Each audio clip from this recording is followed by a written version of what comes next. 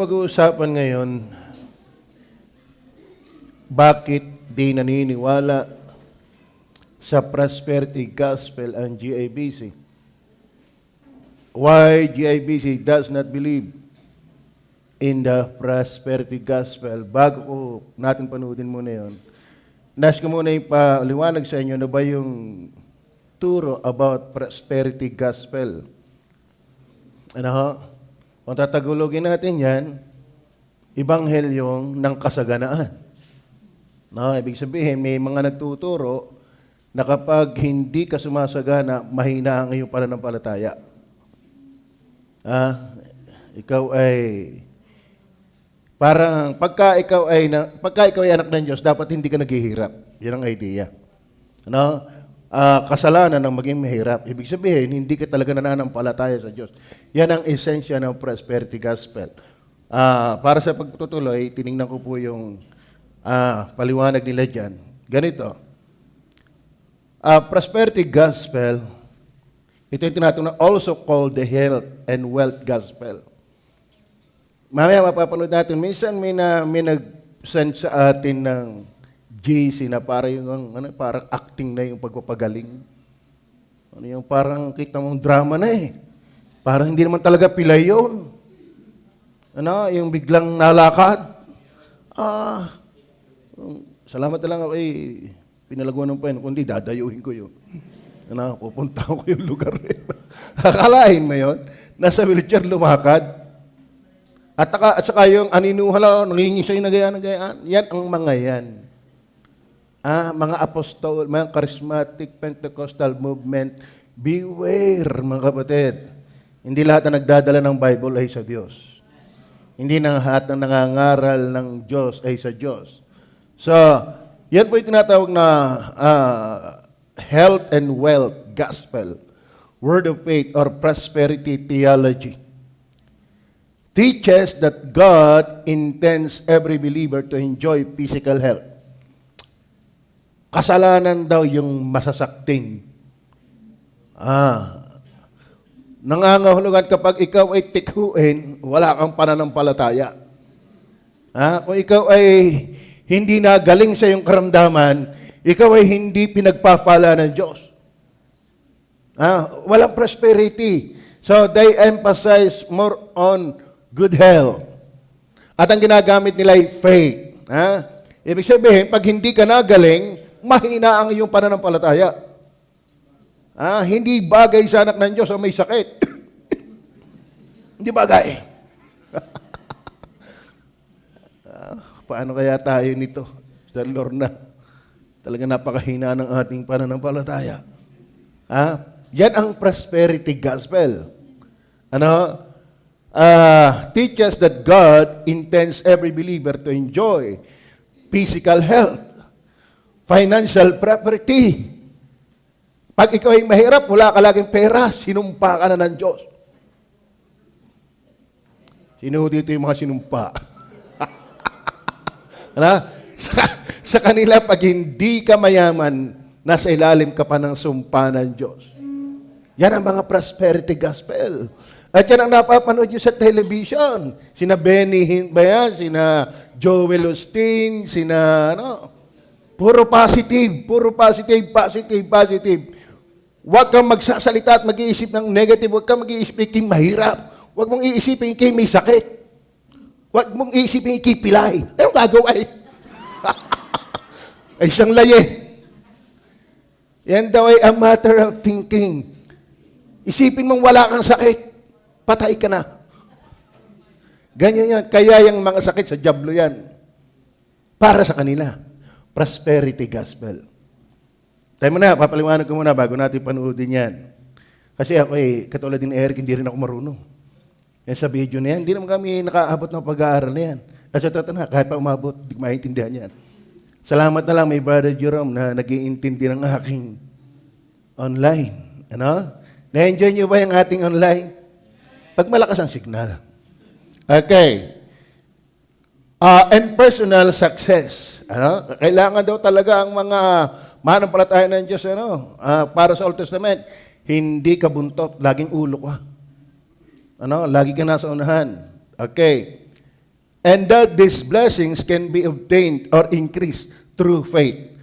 Positive confession. Yeah. I command that the cloud will be banished away. In the name of Jesus. Yung pambira. Grabe, kakakilabot. Ang malapit niya, pastora. Napapanood niyo ba yan? Any negative thoughts is mere darts. Ano yun? Dinadala ng diablo.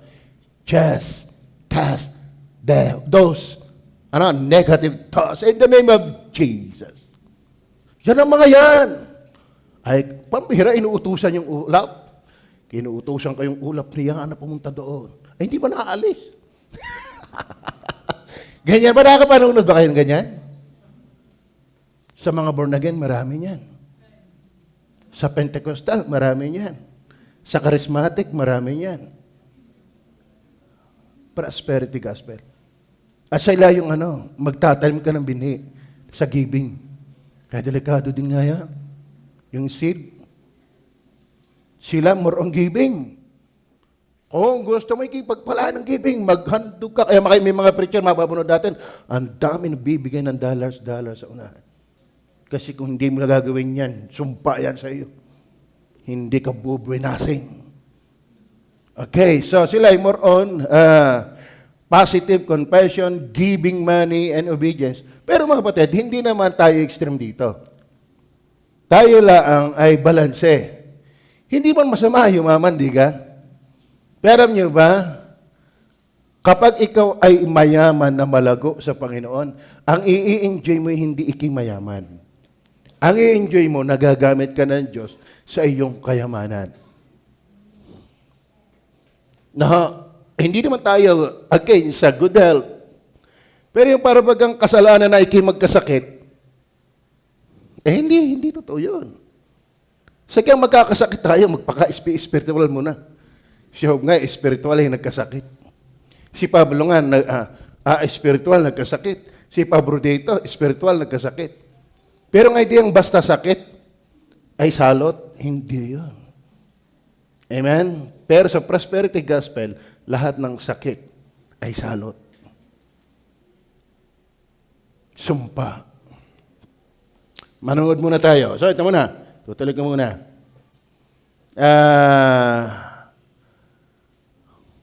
And that these blessings can be obtained or increased through faith, positive confession, giving money, and obedience. Its common teaching includes God wants every believer to be wealthy. So, ang prosperity gospel ay gusto daw ng Diyos na lahat ay mayaman.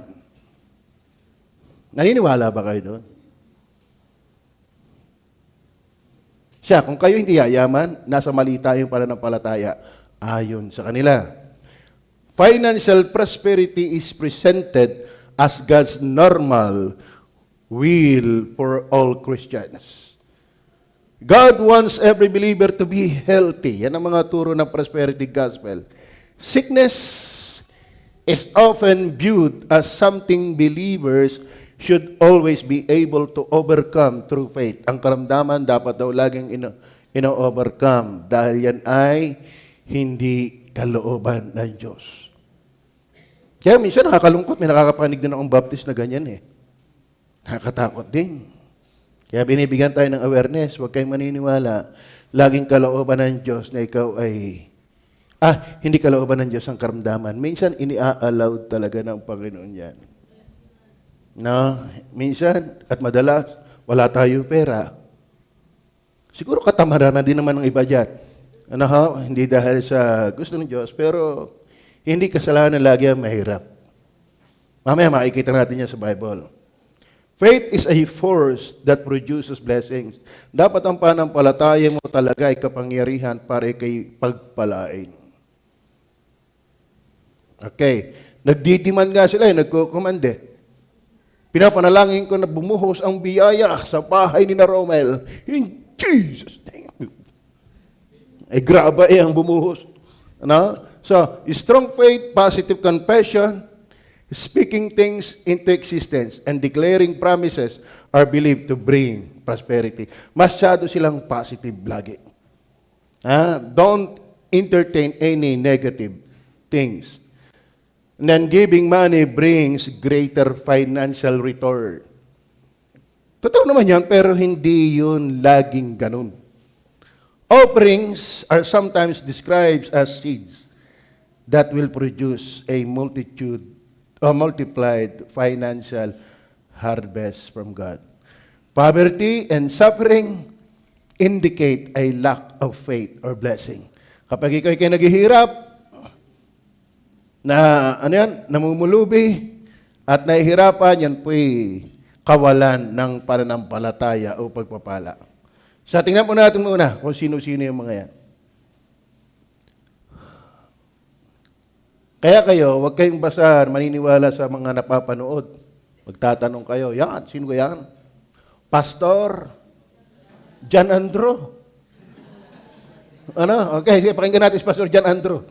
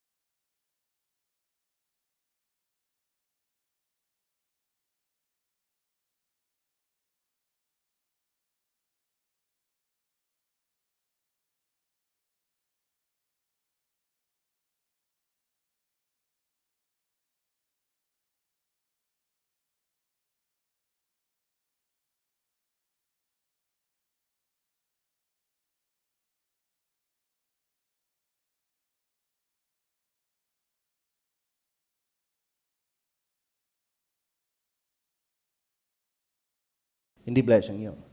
Okay, tingnan pa natin.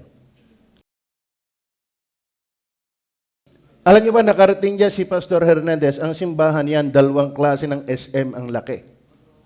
2 ng SM ang laki. At ang kanila daw, regular attendees ay mga 200 plus thousand. Napakayaman na si Justin kasi prosperity gospel. Wala yang masamang damo. Ang Mormon ay saved din. Ang Muslim ay saved din. Huwag mo silang sasabing hindi sila brother. Don't say anything bad. Ano? Kasi positive nga eh. Puro dapat ay hindi ka pagpapalain na Diyos ko, ikaw ay lagi ng negative. Tingnan natin si Joel Osteen. Yan ang isa sa preacher. Meron ba siyang video? Ni Pastor Hernandez. Yung simbahan nila. Napuntahan nila. Siguro doon kaya binag-bless si Pastor dahil nakarating din yan. Nawagis-wisan siya ng blessing. Prosperous.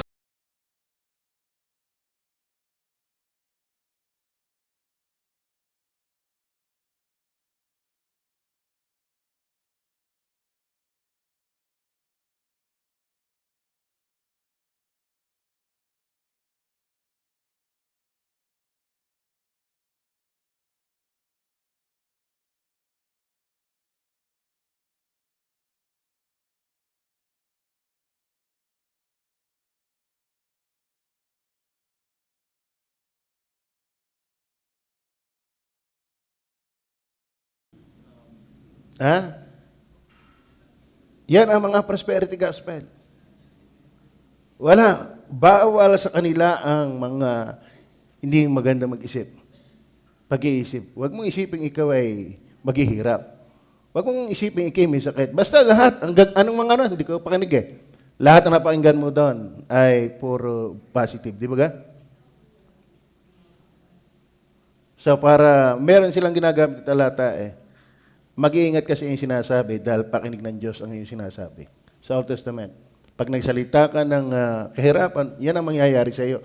Ganyan daw ikakapangyarihan ng dila. Kung ano ang sinasabi ng yung dila, yan ang mangyayari sa iyo. Kaya pa ikisinabi mo, garni, yan ang mangyayari sa iyo. Kaya ayaw nilang magsalita ng mga negatibo. Tingnan pa natin yan. Sino naman yan?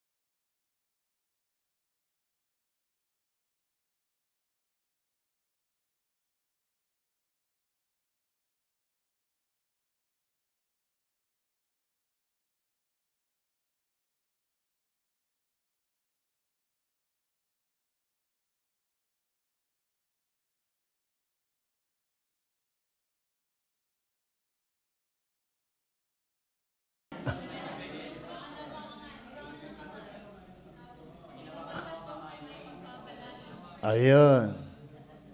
Kaya maraming pinagpalain ng hawakan ng kamay. Isa dyan isa nagpa-practice dyan si Bilarde.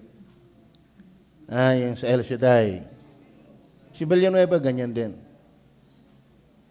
Sa Baptist, aywan ko lang kung may kilala kayong ganyan. Baka pag nagpastor pa lang si Eric, makakakita tayo ng prosperity gospel. Meron pa? Meron pa.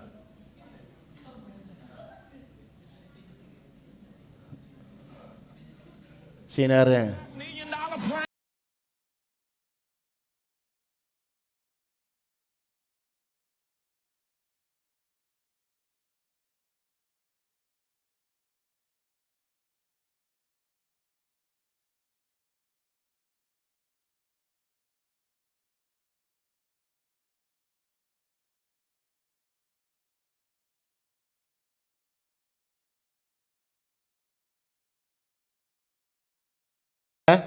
Kasi mga video clip lang yan.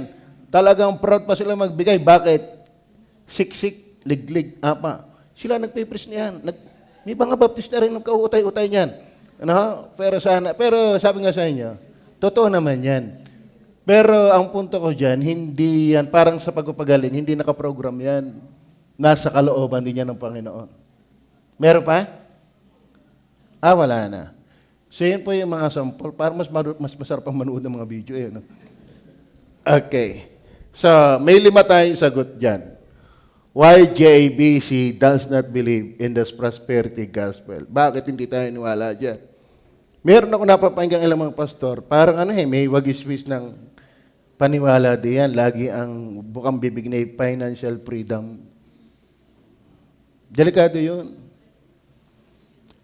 Hindi laging pag mahirap, sumpa ng Diyos. Makikita natin yan sa Bible. At hindi lahat ng karamdaman, sumpa ng Diyos. Tama ba? Okay. Una, why JABC does not believe in the prosperity gospel? Number 1, because of Christ's person. Because of Christ's person. Ano ibig sabihin natin dyan? Dapat nating maintindihan ang tunay na ebanghelyo na tungkol kay Kristo ay hindi tungkol sa kayamanan.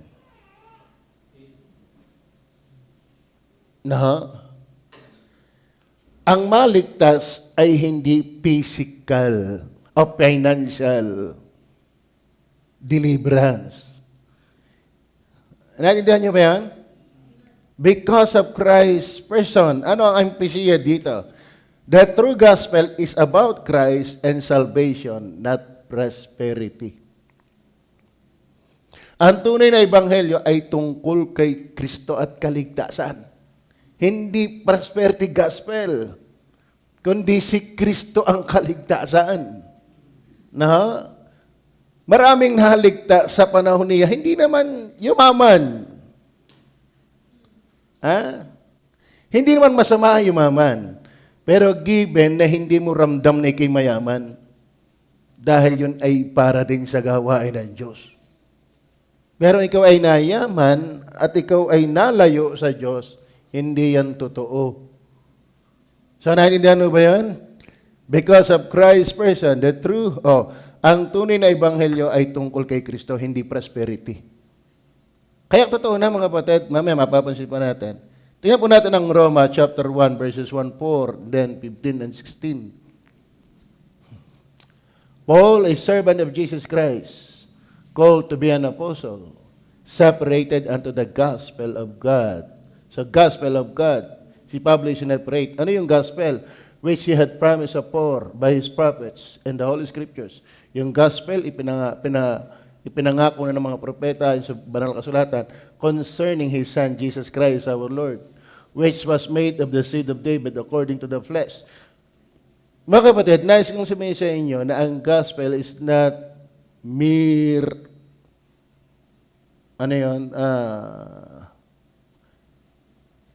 death, burial, and resurrection. That's part of the gospel. But the gospel is all about Jesus. In fact, there will be no gospel without incarnation. There will be no good news without incarnation. Kung walang Diyos na nagkatawang tao, walang good news. Naintindihan niyo ba gayon? Walang tagapagligtas kung si Kristo'y tao lang. Si Kristo naman ay hindi rin tagapagligtas kung siya Diyos lang. Siya ay naging tagapagligtas, mabuting balita, sapagkat siya'y Diyos na nagkatawang tao. At sa kanya pagiging tao, siya'y namatay, inilibing, 3 araw, nagbango mag-uli. At hindi yan prosperity. The very person of Christ is the gospel. Hindi yan prosperity. And I believe, kapag ligtas ka na, mayaman ka na. Uy, talagang parang kayo agad, nag-Ave Maria na agad. Uy, makinig kayo, Kaya sabi ko siya, magaling pa yung YouTube mulat tayong lahat. Pero sa totoo na, mapapainggan niyo sa mga TV yan. In fact, mapapainggan niyo sa Facebook. Makikita niyo sa YouTube. Ngayon, kung hindi nakikinig, wala kang alam. Hindi ka lalalim. May dala ding Bible yan, dynamic preaching yan. Nakita lang natin yan, mga short video clip. Pero pag papanoodin mo at hindi ka grounded sa Bible, parang tama. Parang tama. Kaya kung kayo lumagulang dahil ang fellowship, palakpakan, may kending pa ng konti, pag napapasobrang saya, pag yan lang ang tibay mo, hindi ka talaga matibay. You need to deepen yourself to the doctrine. So listen, huwag kang matulog. Huwag kang matulog, wala ka pang alam. Young people, huwag kang patulog-tulog. Gusto mo, bigyan kita ng unan dyan. Wala kang alam para hindi ka pang makinig. Tama. Uy. Hindi puro palakpakan na nagpapatatag sa atin. Doktrina. Kaya kung kayo nakikinig sa akin araw-araw, ako naniniwala, hindi ka lalalim sa doktrina. Ang ganda nun. Akalain mo tayo, nasa 18 points pa lang sa regeneration. Lungad ka sa regeneration. Kaya ang kaligtasan, di nawawala. Bakit? Regeneration pa lang, lungad ka na eh. Kasi ang alam na nilang ligtas, simple lang. Gospel is not prosperity, but Christ. Tingnan pa natin. Verse 15 and 16. Makinig. Kaya ba nakakapanood na YouTube? Ay, si Utoy, lagi nakikinig ng YouTube. Nanonood ng YouTube. Si Carrie. Gusto ko pa naman yun. Pero bantay ko. Basta siya may hawak ng cellphone, dadaisan ko na. Bantayan ninyo ang inyong mga anak paggamit ng cellphone. Napaka magandang masama yan. Pag hindi nyo yan binantayan. Sabi nga ng isang nagmensahe, sino nga nagmensahe nun? Si Angel yata, si Angel. Ano sabi ni Angel? Ano sabi niya? Sino pa pag ang anak ko? Parang control. Sino pa ba ang sinusunod ng anak ko? Parang ganon. Bantay ko pa ba talaga? Sige. 15. So as much in me is I am ready to preach the gospel to you that are at Rome also. Verse 16. For I am not ashamed of the gospel of Christ, for it is the power of God unto salvation to everyone that believeth, to the Jew first and also to the Greek. So mga kapatid, ang sentro ng Ebanghelyo ay ang incarnation and death, paglilibing at muling pagkabuhay ni Kristo para sa kaligtasan ng mga makasalanan, hindi ang prosperity. Tama? Sa kanila, prosperity gospel. Ano nga prosperity gospel? Dapat wala kang sakit. Dapat mayaman ka. Dapat hindi ka nahahawahan ng anumang masamang elemento. Kaya sa kanila laging may deliverance. Dapat mayaman ka. Walang anak ng Diyos na dapat naghihirap. Kaya ang tanong ko, kayo ba'y anak ng Diyos?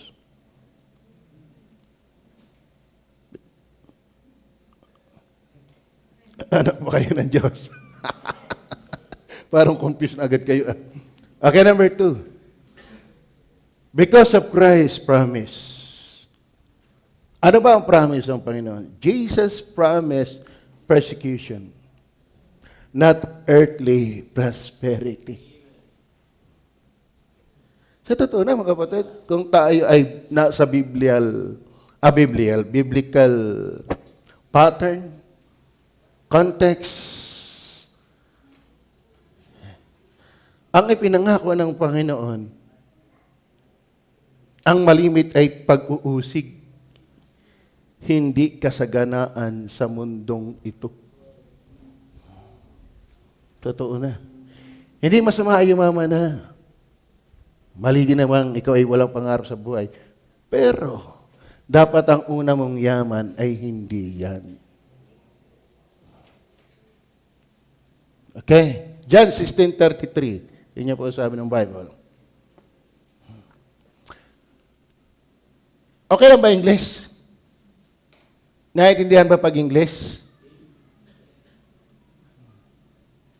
These things I have spoken unto you, that in me ye might have peace in the world. Tingnan niyo po sabi, in the world. Pakibasa na yan. In the world. Hindi prosperity. Tribulation. But be of good cheer. I have overcome the world. Tribulation. Ano sa Tagalog yun? Kahirapan.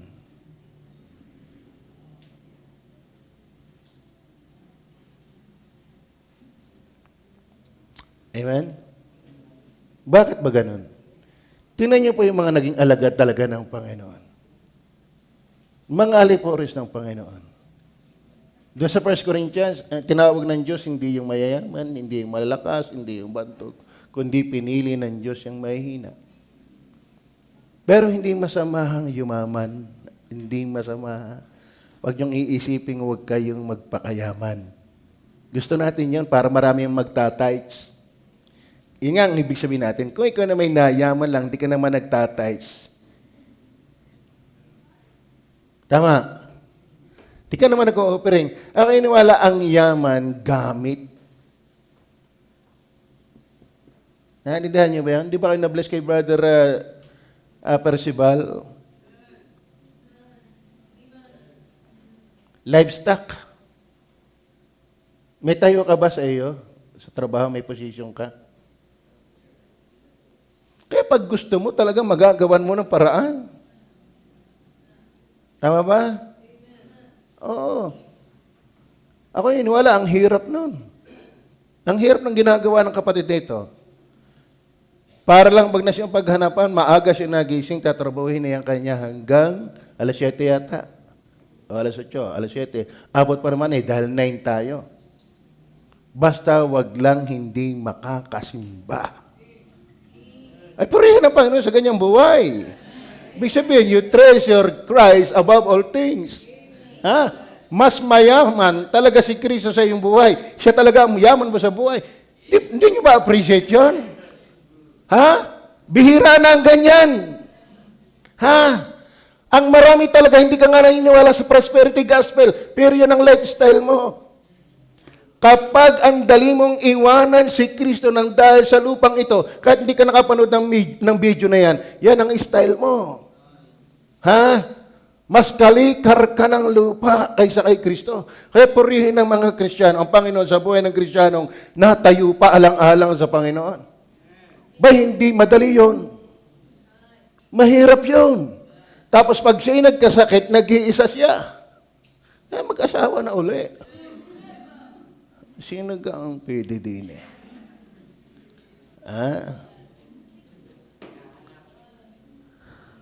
Siya to, in-encourage ko yan. Toy, mag-asawa ka na uli. Sabi niya, hindi ko pa malimot ang aking. Sabi ko sa kanya, ang dakila mo namang magmahal.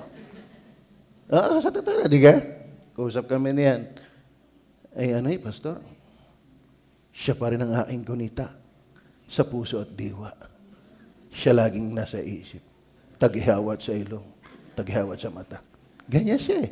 Kalahin mo yan. Patay na. Minamahal pa. Eh ngayon buhay pang asawa palingalinga na. Ano magagawa natin?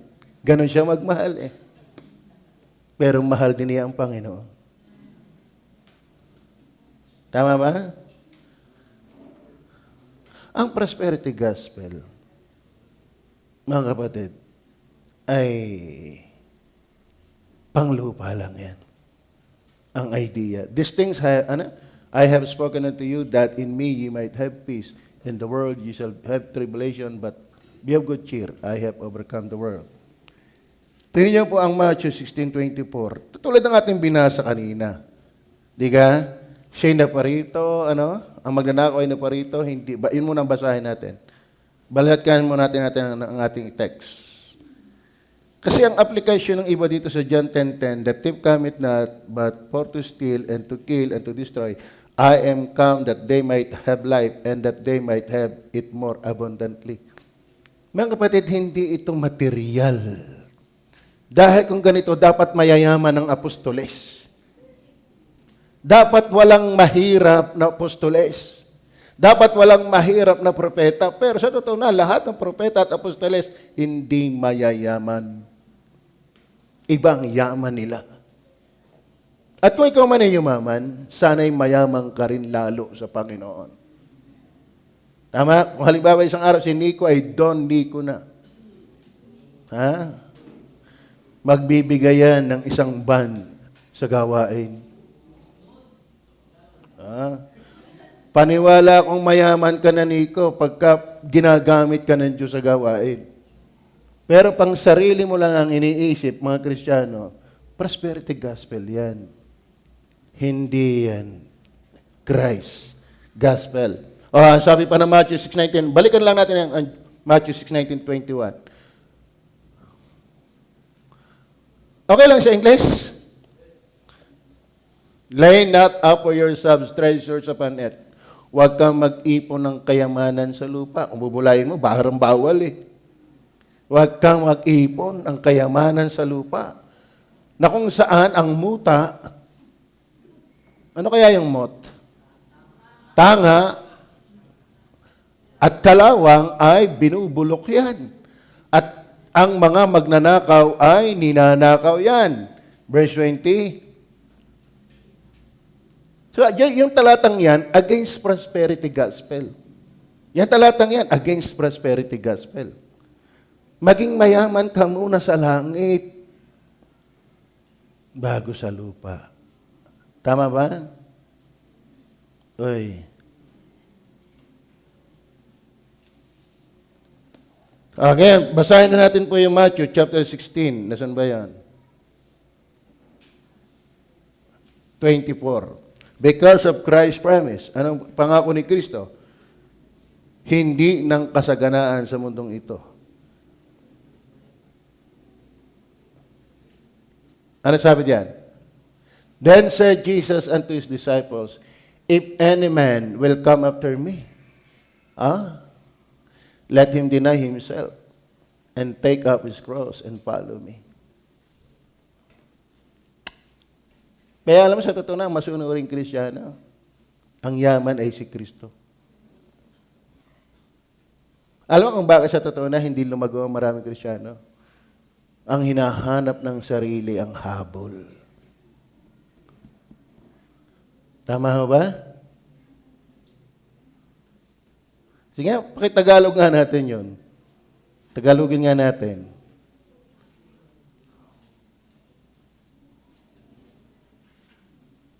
Na magagay sinabi ni Jesus sa kanyang mga alagad, kung ang sino mang tao ibig sumunod sa akin, ayan o, sasagana ka.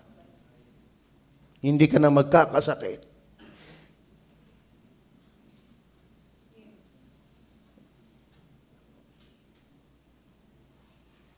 Magkakaroon ka ng financial freedom. Ikaw ay magpapagaling ng mga pilay. Mangangatal sa iyo ang mga tao. Hindi ganyan tumanggi sa kanya sarili. Yan ang pangako ng Panginoon. Naintindihan mo ba? Masyado tayo na main condition. Mga kapatid, sagyang pag ikaw ay anak ng Diyos, hindi ang yaman ay mundo.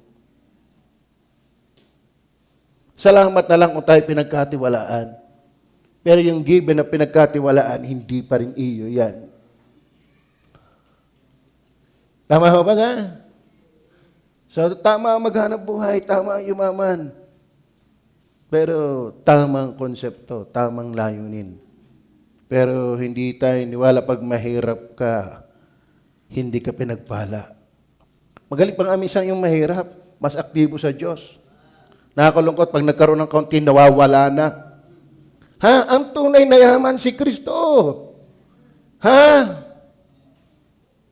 Para yung ipiniris din ng Brother Angel, sabi niya, sana pag kayo nagkaroon, mag-iingat kayo. Baka lumayo ang inyong puso. Ibig sabihin, kahit sa Old Testament, hindi prosperity base sa kanilang konteksto. Dahil pwedeng ang prosperity sa lupang ito ang naglayo talaga sa iyo sa Diyos. At maglalayo sa iyo sa Diyos. Totoo yan. Maraming Kristiyano, mas malapit sa Diyos nung hindi pa masyadong nagkakaroon. Pero nang magkaroon na, anino pa hindi mo makita. Mag-iingat kayo dyan. Mag-iingat kayo dyan. Wag tayong isipin, hindi mali. Nasa lupa pa tayo. Kasi sabi ng Bible, ang ayaw gumawa, wag kumain. Basta nyo ang guyam. Wala naman namamahala sa kanila. Pero habang tag-araw, nag-iipon. Kaya pagdating na tag-ulan, may makakain sila. Ang Diyos ay kinukundima ang katamaran. Ayaw ng Diyos yung tamad. Pero hindi rin naman laging pagpapala ang kayamanan. Inalok ni Satanas si Kristo ng kayamanan. Inayawan ni Kristo, sinunggaban mo naman. Totoo yan. Kaya yung aspire na aspire, there's nothing wrong with that. As long that you seek God first. Still. Kumusta ang giving mo? Kumusta ang giving mo? Pastor, prosperity gospel tayo. Nung magkagay sinabi ni Jesus sa kanyang mga alagad, tinan niyo ang pangako ng Panginoong sa kanyang mga alagad. Kung ang sino mang tayo ibig sumunod sa akin. Kayo ba nasunod sa Panginoon? Ayan tumanggi sa kanyang sarili. Walang idea ng prosperity gospel. Tama? Kaya kung tayong magulantang, magtaka, bakit medyo mahirap? Pero nyo, ang tunay na sarap nasa hirap. Yung mahirapan ka dahil sa tama, nandun ang sarap. Pero yumamang ka na sa pagiging matigas ang ulo, yabang na lang yan.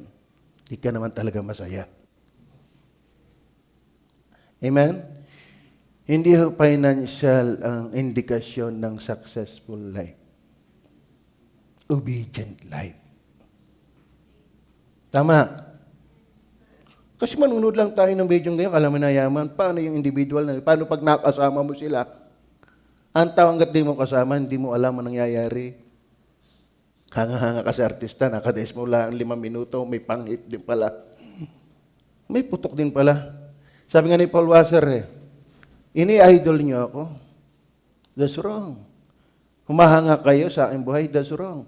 Kasi hindi niyo pa ako nakakadais at least 15 minutes. Pag ako'y nakaulayaw niyo ng 15 minutes, mauutay na kayo maging boring sa akin. Natindihan niyo yun? Tingnan niyo po, ang 2 Timothy chapter 3 verse 12. 2 Timothy chapter 3 12. Oo, at lahat na ibig mabuhay na may kabanalan kay Kristo Jesus, magbabata ng pag-uusig. Ay, tama. Hindi prosperity yan. Hindi material prosperity yan. Yan ang pangako ng Panginoon. Because of Christ's promise, Jesus' promise, persecution, not earthly prosperity. Sa totoo na. Sa totoo na. Kahit pastor, pag masyadong mayaman na, aywan din kung paano talaga hinahandle yan.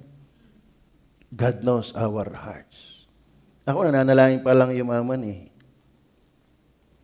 Nadamot na ako Nananaginip pa lang. Kaya kapag ako ay nananaginip ng mayaman, ang usap ko, pag ako binigyan ng Panginoon siguro ng mga 100 milyon, ibibigay ko ay 60 million. Malay mo, makatiko ang Panginoon. Pero minsan nag-iisip ako, hindi ko muna paalam kay madam. Baka maka-request ng motor. Minsan pagka ako nakakaisip ng maraming pera, naisip, paano malaman, baka makabili ng kotse. Tapos nabangga, di nawalan ako ng mag-ina. Wag na nga ako magkapera. Bakit? Alam ko ang tukmuin ng isip ko Gusto ko, kung ako'y meron at wala, dapat ako'y nasa paglilingkod. Kaya inaabangan ko rin yan. Paano ko magkaroon? Galing-galing at sweetang-sweetan Ba, isang araw pag-awayan. Dati, gusto kong bumili ng yung automatic car. Kasi alam mo bakit ako'y takot dyan? Nakapagbasa ako dati ng comics. Isang bahay na masaya, pamilya, nagsasama ng masaya. Walang problema. Mahirap lang, pero masaya. Kaso lang may dumating na lalaki. na hindi nila alam na sino, nakitulog. Sa kanyang pagtulog, naiwanan ang bag. Yung palang bag na yun, punong-puno ng pera. Naiwanan. Ang ginawa ng mag-anak, kinuha yung pera, lumipat ng bahay. Hindi nila alam, magnanakaw pala yun. Lumipat ng bahay sa ibang lugar, nagpatayo ng magandang bahay, bumili ng sasakyan habang nagluluto yung ama, nagpa-practice ng driving yung 3 anak at ina, nabunggo, patay. Lahat. Yun, natira yung ama. Nang dahil sa mali-mali itong pera, ubos ang kanyang anak. Alam kayo, paano ako tatakot pag kami nagkakotse Pag nag-practice, may dumaan truck. Masyado akong nung ako'y bata, palabasa din ako. Naunahan ako niya, para yung babae, iyak ng iyak sa balon. Ako'y mag-aasawa, magkakaanak. Maglalaro din yung anak ko, mahuhulog, patay. Kalahin mo yun, layo ng meditation. Bibigat talaga na Rebecca yun. Ganyan ako Bakit? Ang alam ko, ayaw kung akong dapat naaalis sa linyada. Bakit? Yun ang prosperity. Kaya mga workers, dapat gayon din kayo. Amen? Blessing kung magkapera. Mas lalo kang maraming maibibigay. Hindi ang magiging dahilan para maging tamlayin ka sa Panginoon. Prosperity gospel yan. And then, number 3, because of Christ people. Because of Christ people. Ano ba ang idea natin sa because of Christ people? Maraming matatapat na lingkod ng Diyos naghirap. Man.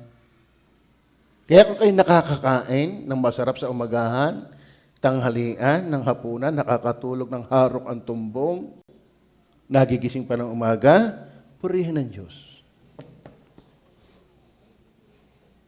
Si Job, sa chapter 1, chapter 2, matapat ba si Job? Si Job ay matapat. Sino nakapagbasa na sa buhay ni Job? Matapat ba si Job? Pero, pinahirapan, naghirap. Nasaan ang alam mo sa totoo na, kung totoo yung prosperity gospel, mali si Job. Naghirap si Job. Sa 2 Corinthians chapter 11, 23, 28, si Pablo naman niya, tingnan niyo po si Pablo. Sila bagay mga ministro ni Kristo? Ako'y nangungusap na waring nasisira ang bait. Lalo pa ako, sa pagpapagal, ako'y lubhang sagana. Sa mga bilangguan ay lubhang madalas. Nasaan ang prosperity gospel dyan? Hindi ka dapat nakukulong. Sa pagpapagal, ako'y lubhang sagana. Sa mga palo, dapat di ka napapalo. Walang bilang. Sa mga ikamamatay ay malimit. Verse 24, sa mga Hudyo ay makalimang tumanggap ako ng 4 na palo, kulang ng isa. Kalay, may kulang pa ng isa. Makaitlong ako'y hinampas na mga panghampas. Wala ang idea ng prosperity gospel dyan. Minsan ako'y binato. Makaitlong ako'y nabagbag. Isang araw at isang gabi na ako'y nasa kadiliman ng dagat. Pero yung mga pastor ng prosperity gospel, alam nyo, minsan napainggan ko, ano nga pangalan na yun? Yung artista? Yung laging kontrabida ang ganap? Glyza ba yun? Gladys? Napakinggan nyo ba yan? Habang nagrarally ang Iglesia ni Cristo, Iglesia yun Iglesia yun Pero sinumbatan niya ang Iglesia, kapwa niya. Sino nakapanood nun? Sabi niya, pambihira kayo mga Iglesia ni Cristo, inabaala ninyo yung mga tao dyan sa lansangan, pagrarally niyo. Pero kayo mga ministro, habang nahihirapan ng mga membro, kayo nasa hotel. Ang inyo namang inilalagay lang diyan ay mga membro, pero kayo mga ministro nasa hotel. Naintindihan niyo ba yun? Pangalan na yun? Gladys Reyes? Ako lang ba nakapanood niyo? Ako lang ba ang makamundo dito? At ang kanyang banat, dahil kay Marcoleta pinaglalaban lang si Marcoleta. Ngayon, hindi ko na sabihin ko sa inyo kung anong tayo ko sa inyo. Marami akong alam kung kaisa nyo ako. Pero ang akin lang inaano doon, may mga leader ng reliyon, sumasagana. Pasasang-pasasa. Pero si Pablo'y hindi ganun. Naintindihan niyo ba yan? Sa mga kapanganiban sa aking mga kababayan, sa mga kapanganiban sa mga hintil, sa mga kapanganiban sa bayan, sa mga kapanganiban sa mga ilang, sa mga kapanganiban sa dagat, sa mga kapanganiban, ang daming kapanganiban. Walang prosperity gospel dyan.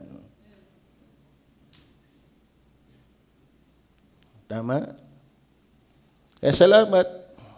Hindi pa ako binigyan ng Panginoon ng magandang bahay. Nasa context pa ako. Sagyang inuuna ko'y gawain muna ng Panginoon. Sa giving, pag may dumarating sa aking malaki, malaki din ang naalis. Kasi hindi para magpayaman. Are you with me? Ang gusto ko, nasa konteksto ng Panginoon. Tingnan niyo yung Hebrew, chapter 11, 32 to 40. Ano ba ang Hebrew 11, yan pa yung context ng heroes of faith. Mga faithful yan. Kaya nga heroes of faith, mga bayani ng pananampalataya, mga matitinding Kristiyano yan. Pero ano ang kanilang dinanas? Ano pa ang aking sasabihin? Sapagkat kukulangin ako ng panahon. Yun. Nakikisa na ito sa akin. Kung sasaysayin ko ang tungkol kay Gideon, kay Barak, kay Samson, kay Jefte, tungkol kay David at kay Samuel at sa mga propeta, verse 33, na ang mga ito sa pamamagitan ng pananampalatay nagsilupig ng mga kaharian, nagsigawa ng katwiran, nangagtamo ng pangako, nangagtikom ng mga bibig ng mga leon. Tingnan niyo pa. Nagsipatay ng bisa ng apoy, nangakatanan sa talim ng tabak, nagsilakas sa kahinaan, naging mga makapangyarihan sa pakikipagbaka, nangagpaurong ng mga hukbong taga-ibang lupa. Tingnan niyo, pansin niyo. Tinanggap ng mga babae ang kanilang mga patay sa pamamagitan ng pagkabuhay na maguli. At ang iba'y nangamatay sa hampas. Mga faithful Christian yan.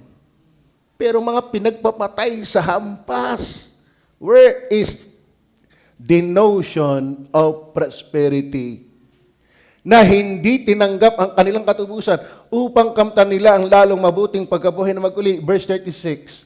At ang iba'y nangagkaroon ng pagsubok sa pagkalibak, pagkahampas, bukod dito sa mga tanikala at bilangguan naman, mga ibinibilanggo, pinapatay, ano pa? At sila'y pinagbababato, hindi ng pera.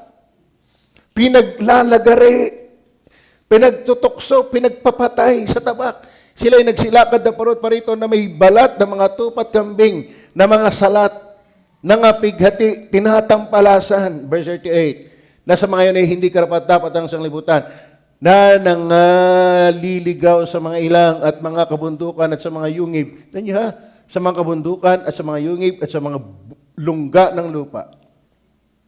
39. At ang lahat ng ito, nang sila'y mapatutuhanan na dahil sa kanilang pananampalataya, malakas ang pananampalataya ng mga yan. Kaya ang iba sa kanila, pag ikay may sakit, mahina ang pananampalataya mo. Kapag naghihirap ka, mahina ang pananampalataya mo. Ito nga, heroes of faith. Meron na akong napakinggan sa pangaral. Doon mo makikita malakas ang pananampalataya mo, ang hirap mo na, nakakapagpatuloy ka pa. May kapansanan ka na, nakakapagpatuloy ka pa. Yan ang mga strong ang faith. Hindi yung yumayaman ka. Tama? Ulitin ko ha, huwag niyo misinterpret ang pagyaman ay mali. Depende sa pagtangan mo dyan. Nangangarap ka pa nga lang, yumaman ay nalayo ka na kay Kristo, di lalo pag nasa iyo na. Ang lahat ng mga ito, nang sila'y mapatotohanan na dahil sa kanilang pananampalataya ay hindi kinamtan ng pangako, verse 40. Ano sabi ng verse 40? Na ipinaghanda ng Diyos ng lalong mabuting bagay tungkol sa atin upang sila'y huwag maging sakdal ng bukod sa atin. Ang punto ko lang mga kapatid, nagdana sila ng matitinding kahirapan, pero faithful. Kaya mali ang prosperity gospel. Hindi porke mahirap ka, sinumpa ka. Tama? Pero kung mahirap ka na nga, ayaw mo pang sumimba, sumpa na nga yun. Tama ba? Alam mo, ang common ground natin, mahirap ka man ng mayaman, si Kristo ang ating mahal. Tama? Ang mahirap ito, wala ka na hindi wala. Negative ka pa sa Diyos. Ha? Yun na nga lang dapat ay pagmamalaki natin eh. Tama? Pero ikaw ay mahirap na nga, hindi ka pa nagsasamba, hindi ka pa nagbabasa ng Biblia, hindi ka pa nanalangin, wala kang involvement sa gawain ng Diyos, ay mali talaga yon. Pero ikaw ay mahirap, pero ikaw ay mayaman sa pananampalataya. Ikaw ay masaya kay Kristo, hindi ka sinalot. Then number 4, because of Christ's prosperity. Because of Christ's prosperity. Ano ba ang Christ's prosperity? Material possessions are not the proof of God's blessing. Pagdating kay Kristo. Para kay Kristo, ang prosperity, hindi material possession. Naintindihan niyo pa ba? Tingnan po natin talata, Luke 12:15. Sinabi niya sa kanila, mangagmasid kayo. Lalo kayong mga nakatungo na, mga masid kayo. At kayo mga ingat sa lahat ng kasakiman, sapagkat ang buhay ng tao ay hindi sa kasaganaan ng mga bagay na tinatangkilik niya.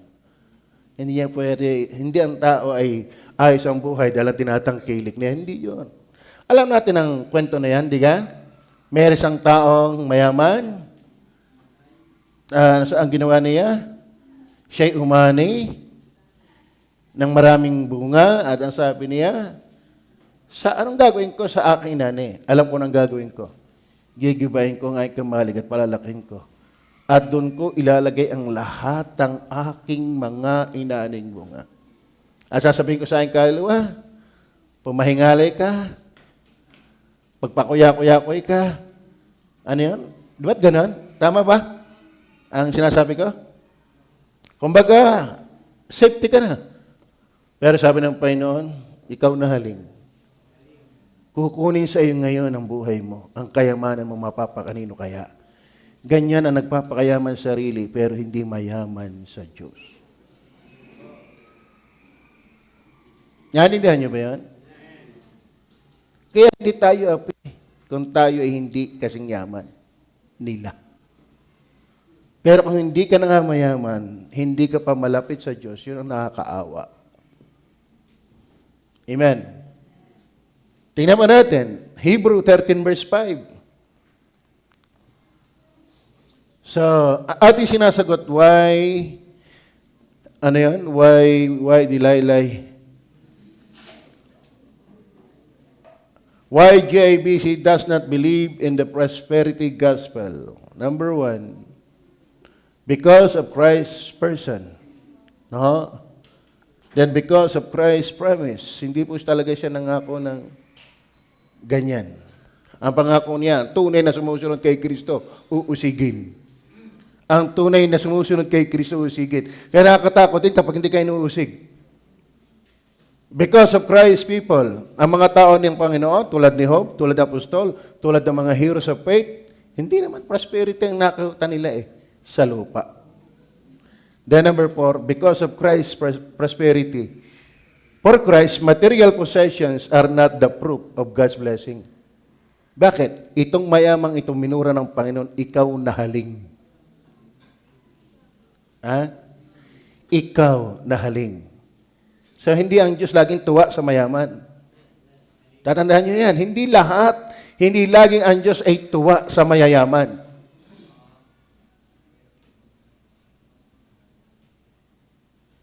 Pero hindi naman lahat ng mayaman kinayayamutan ng Panginoon. Si Abraham ay mayaman. Si Solomon ay mayaman.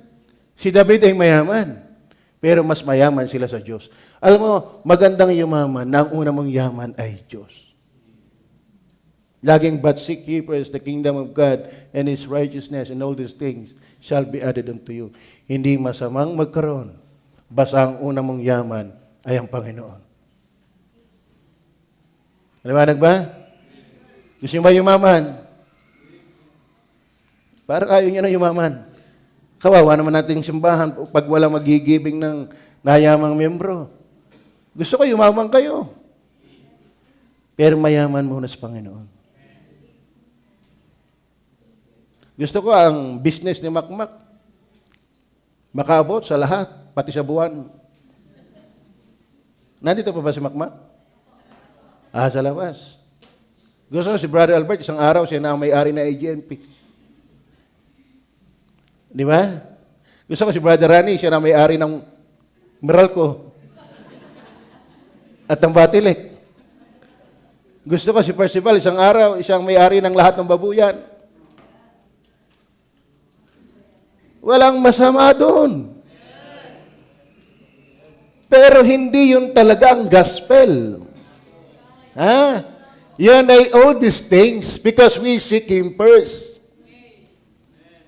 Tama ba? Huwag niyong iisipin tayo ay ayaw ng yaman. Atin lang itinatama. Ano? Kasi may nagtuturo, pag mahirap ka, pag masasakitin ka, bulok ang pananampalataya mo. Pero hindi ganun. Ano sabi ng Hebrew 13:5? Mangilag kayo sa pag-ibig sa salapi. O, katahin mo yan. Paano sasabihin puro prosperity gospel ay puro pagpapayaman? Ay mag-ilag kayo sa pag-ibig sa salapi. Ibig sabihin, delikado yan. The love of money is the root of all evil. The money itself is not evil, but the love of money. Hindi, masama yan. Ay sa daming pwede nating tulungan. Biyaya ng Diyos, tayo ay isa sa mga simbahang maraming workers. Masaya ba kayo doon? Masaya ho ba kayo na tayo maraming workers? May blessing yun. Pero mga kapatid, ang kalabaw para makapag-araro, kukumpayan yan. Tama ba? Nakakita ba kayo ng kalabaw na umaararong hindi kinukumpayan? Manghihina yan. Hindi yan tuklap ng lupa. Bakit? Pag hindi mo pinapakain ang kalabaw, hindi yan makakagawa. Kaya dapat nayaman ng membro, unay sa Panginoon, as material bagay, para kayo'y makapag-tithe and offering. Para ang mga manggagawa, hindi napababayaan. Kaya wag niyong iisipin tayo hindi naniniwalang magkaroon dapat ng mga membro. Ang atin lang itinatama, bago ka manggigil sa yamang nawawala, kay Kristo ka muna magpakaigi na hindi nawawala. At saka pag ikay yumaman, na hindi ka malapit kay Kristo, yayabang. Lahat ng yumayaman na malayo kay Kristo, nayabang. Lala ko yung lagi sabi sa amin ng aming teachers Bible School Pag ikay binabanas, uso pa noon ng antena. Alam niyo ba antena? Yung may tubo. Hindi na uso ngayon yan. Kasi wifi na ngayon. Kung ikaw dahil bumabanas, umakyat ka sa antena. Bakit? Pag mataas, mahangin. Pag mataas, mahangin. Kaya mag-iingat kayo. Minsan pag nataas, nahangin. Tama ba? Oo. At alam niyo ba ang ibig sabihin ng pride? Ang ibig sabihin lang ng pride ay garne, hindi yung pakaangkaang maglakad.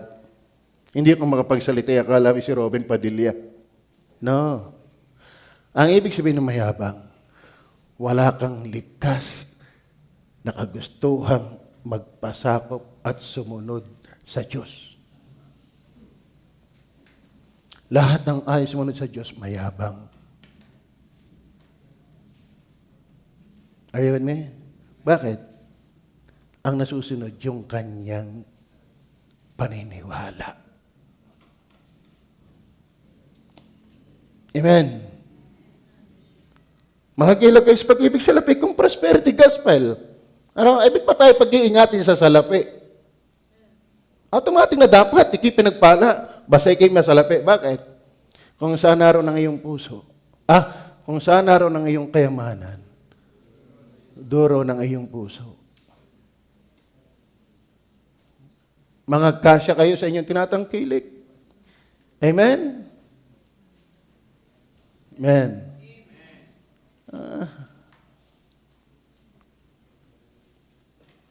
Kaya binakain pa rin ng almusal na sinangag. Kaya binangangain pa rin ng bahaw. Kapangain lang ng tapsilugi, ayaw ng mga ng bahaw. Kung pag hindi nasermonan din ay awa. Alam mo sa totoo na dito, wala mo nang kakain ng mainit na kanin hanggat hindi pa ubos ang bahaw. Yan ang palakaran din Huwag kang magluluto ng may tutong pag hindi mo kakainin. Kaya bumili na sila ng rice cooker. Tama naman, wala nang tutong. Ako naman yan ang naghahanap, wala kang tutong.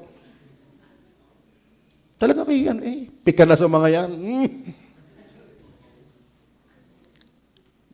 Kala niyo kayo mag-alaga ng maraming anak? Ay puro panganay. Hindi tayo. Wala naman tayo para magpagarbo. Mangagkaasa tayo sa ating tinatangkilik. Sapagkat siya rin na nagsabi, sa anumang paraan hindi kita pagkukulangin, sa anumang paraan hindi kita pababayaan. Alam mo, pagka kami mawawala ng bigas, pang-ulam, pag nag-Bible study sila, may dalang gabing dahon, may dalang labong. Oo. Ay magkakabutihan. Kaya talagang hindi pagkukulangin. Ang tatanong ay bibig. Hindi tayo pababayaan ng Diyos. Ano? Amen? Danas ko na yan. Philippians chapter 4, 11 to 13. Tapos na pala ako sa oras. Okay, wag na muna yan. Number 5 na tayo. Because of Christ's provision. Because of Christ's provision. Ayaw ba ang tunay na prosperity? The greatest blessing is spiritual, not material. The greatest blessing is spiritual, not material. Tama ba? Basahin niyo po ang Efeso 1 hanggang 14. Inisa-isa dyan ang blessing from election to glorification. Basahin na natin ng Colossians 1:13 and 14. Ano sabi ng Bible? Anong papakinabangin ng tao na makamtan ng buong mundo? Ngunit mapahamak ang kanyang kaluluwa. Kayo ikiligtas. Tiyak mo ikiligtas. Masaya ka na dapat doon. Ha? Kaya iligtas na nga. Taas nga ang kamay ng ligtas na. Tsak ng palangit. O, purihin ang Panginoon. Salamat na lang kung ikitumama ng 8.26. Ano yan, extra blessing na lang yon. Pero kung wala, di wala, buhay pa rin. Na siya nagligtas sa atin. Yan o yun. Sa pangyarihan ng kadiliman at naglipat sa atin sa kaharian ng anak ng kanyang pag-ibig. Then verse 14. Verse 14. Na siyang kinaroroonan ng ating katubusan, na siyang kapatawaran ng ating mga kasalanan. So, ang pinakadakilang pagpapalay, spiritual. Amen? So, yun ang ating pag-aaral. Hindi tayo niwala sa kanilang paniniwala na prosperity gospel. Ang prosperity gospel, pag ikay masasakten, may hinayang pananampalataya, pag lagi ka walang pera, ikay sinumpa. Ano? Pag ikaw ay, ano ba yung mga pinagsasabi nila? Ni Joel Osteen? Hindi ko mapakinggan masyado So, puro positive. Ano? Pag kinagat ka ng guyam, mahina para ng palataya mo. Tayo may pray. Panginoon Diyos sa langit,